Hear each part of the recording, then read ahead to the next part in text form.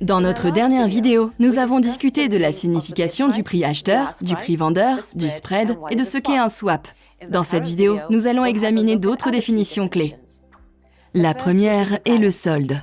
Le solde est le montant d'argent que vous avez sur votre compte. Les bénéfices ou pertes non réalisés sont ignorés. Par exemple, si vous avez 5 000 $ sur votre compte et 200 $ de pertes non réalisées sur des transactions ouvertes, votre solde est toujours considéré comme 5 000 $. Le capital, quant à lui, est le montant d'argent que vous aurez sur votre compte si vous clôturez simultanément toutes vos positions ouvertes. Le capital égale le solde plus les profits et les pertes sur les positions ouvertes.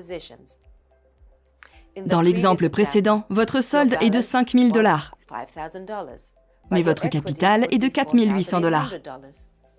Marge libre, c'est la différence entre votre capital et la marge des positions ouvertes. Marge libre égale capital moins marge. Par exemple, disons que vous voulez ouvrir un lot d'euro-dollar à 1,0500 et vous avez 10 000 $ sur votre compte. En utilisant un effet de levier de 1 sur 100, votre marge est de 1 050 $. Votre marge libre est donc de 10 000 moins 1 050 égale 8 950 $, que vous pourrez utiliser pour d'autres transactions ou pour défendre vos positions ouvertes. Niveau de marge. Il s'agit du rapport en pourcentage entre le capital et la marge. Niveau de marge égale capital sur marge multiplié par 100. Dans l'exemple précédent, notre niveau de marge est de 10 000 divisé par 1050 fois 100, donc 952,4 %.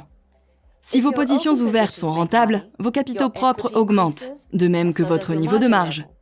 Au fur et à mesure que vous engagez de l'argent dans les transactions et que votre capital diminue en raison des pertes, le niveau de marge baisse. Niveau de stop-out. C'est la limite à laquelle votre niveau de marge peut descendre. À ce niveau, vous pouvez toujours clôturer des positions, mais vous n'êtes pas autorisé à en créer des nouvelles.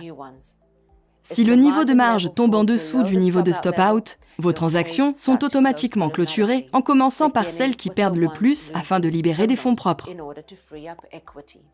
La dernière, mais pas des moindres, le niveau d'appel de marge. Il s'agit du niveau en dessous duquel votre courtier vous avertit que votre compte va bientôt atteindre le niveau de stop-out.